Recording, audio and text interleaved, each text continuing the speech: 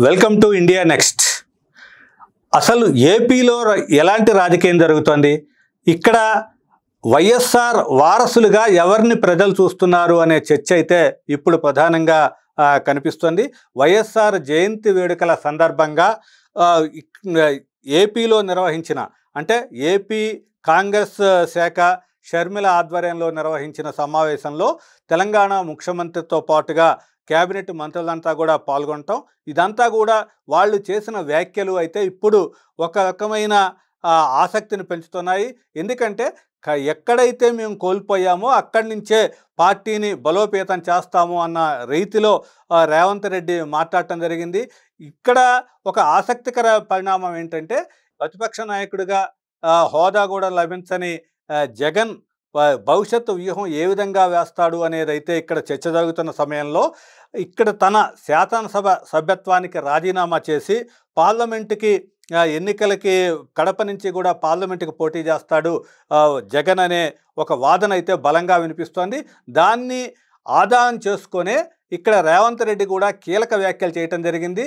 కడపకి లోక్సభకి ఉప ఎన్నికలు వచ్చిన పక్షంలో తాను కూడా వీధి వీధిన గడప గడపకు తిరిగి ఓట్లు అడుగుతాను, కాంగ్రెస్ బలోపేతానికి అక్కడి నుంచే కడప నుంచే కూడా మళ్ళీ ఏపీలో కాంగ్రెస్ బలపడటానికి ఒక బీజం వేస్తాను అనే రీతిలో కీలకమైన వ్యాఖ్యలు చేయటం జరిగింది. అంటే ఇక్కడ రేవంత్ రెడ్డి ముఖ్యంగా ఒక మాట కూడా చెప్పడం జరిగింది.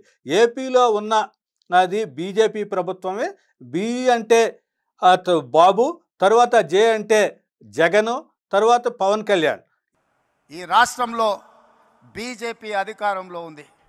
బీజేపీ అంటే బాబు, జగన్, పవన్, వీళ్ళ ముగ్గురు ప్రభుత్వమే జరుగుతోంది. ఇండైరెక్ట్గా జగన్ కూడా బీజేపీకే పూర్తి స్థాయిలో మద్దతు ఇస్తున్నాడు. కాబట్టి ఏపీలో ఉన్న ప్రధాన ప్రతిపక్షం అనేది కాంగ్రెస్ పార్టీయే, షర్మిలే అనే విధంగా రేవంత్ రెడ్డి వ్యాఖ్యలు కూడా చేయటం జరిగింది.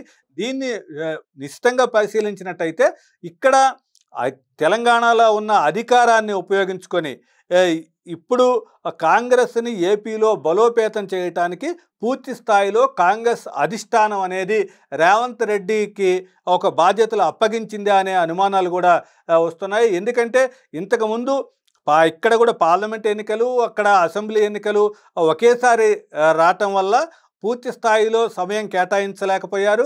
తర్వాత వీళ్ళంతా కూడా తెలంగాణలో అధికారం ముందుగా వచ్చినా సరే ఇక్కడున్న రాజకీయ పరిణామాల దృష్ట్యా పార్లమెంట్ ఎన్నికల్లో గెలవటం అనేది ఒక ముఖ్యమైన ప్రక్రియ ఉంది. కాబట్టి దీంట్లో ఎక్కువ సీట్లు సాధించాలి. మళ్ళీ అసెంబ్లీ ఎన్నికల తరువాతే వెంటనే వచ్చిన పార్లమెంటు ఎన్నికలకి కూడా బలం చూపెట్టుకుంటేనే తెలంగాణలో కాంగ్రెస్కి కూడా ఒక గ్రిప్ వస్తుంది అనే రీతిలో ఏపీ మీద కాన్సన్ట్రేట్ చేయలేకపోయారు. కాబట్టి ఇప్పుడు మళ్ళీ ఉన్న ఈ పరిణామాల్లో మళ్ళీ కానీ ఉప ఎన్నిక కానీ వస్తే కడపకి ఇక్కడ మొత్తం కూడా తెలంగాణ నుంచి పూర్తి స్థాయిలో తనతో పాటు మంత్రులందరూ కాంగ్రెస్ నేతలంతా కూడా గడప గడపకు వెళ్ళి కాంగ్రెస్ని గెలిపించే ప్రయత్నం చేస్తాము అని చెప్పటం ద్వారా అక్కడ ఏపీలో ఉన్న కాంగ్రెస్ కార్యకర్తలు, నాయకుల్లో అయితే ఒక ఉత్సాహాన్ని నింపటం జరిగింది.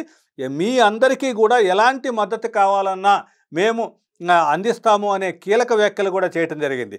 ఇదంతా కూడా చూసినట్లయితే మరోవైపు వైఎస్ఆర్ రాజకీయ వారసత్వం ఎవరికి వస్తుంది అంటే వైఎస్ఆర్ పథకాలని అమలు చేస్తున్న కాంగ్రెస్, తరువాత రాహుల్ గాంధీని ప్రైమ్ మినిస్టర్గా చూడాలన్నదే వైఎస్ఆర్ చిరకాల కోరిక. కాబట్టి దాన్ని ఫుల్ఫిల్ చేసే కాంగ్రెస్ పార్టీయే, అంటే ఇక్కడ తెలంగాణలో ఉన్న లీడర్స్ కానీ ఏపీలో ఉన్న లీడర్స్ కానీ వాళ్ళే వైఎస్ఆర్ వారసులుగా అవుతారు. అందుకే వైఎస్ఆర్ కుమార్తెగా షర్మిల కూడా ఏపీ కాంగ్రెస్ అధ్యక్షురాలిగా కీలక పాత్ర పోషిస్తోంది. కాబట్టి వైఎస్ఆర్ వారసత్వం కానీ వైఎస్ఆర్ అభిమానులు కానీ కాంగ్రెస్ వైపే ఉండాలి అన్న రీతిలోనే ఇప్పుడు వీళ్ళ నేతల ప్రసంగాలన్నీ కూడా సాగాయి. అదే విధంగా కూడా పూర్తి స్థాయిలో వీళ్ళంతా కూడా పనిచేసే పరిస్థితి అయితే కనిపిస్తోంది.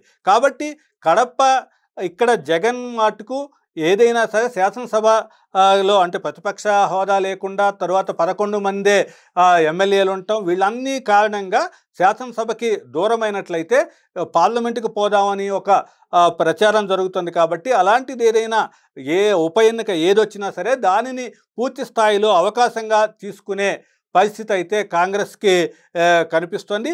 దాంట్లోనే అదే వ్యూహంలో భాగంగానే రేవంత్ రెడ్డి కానీ, ఇటు కాంగ్రెస్ నాయకులు కానీ తెలంగాణ నుంచి కూడా పూర్తిగా ఏపీలోని కాంగ్రెస్ నాయకులకి మద్దతు ఇచ్చే పరిస్థితి కనిపిస్తుంది.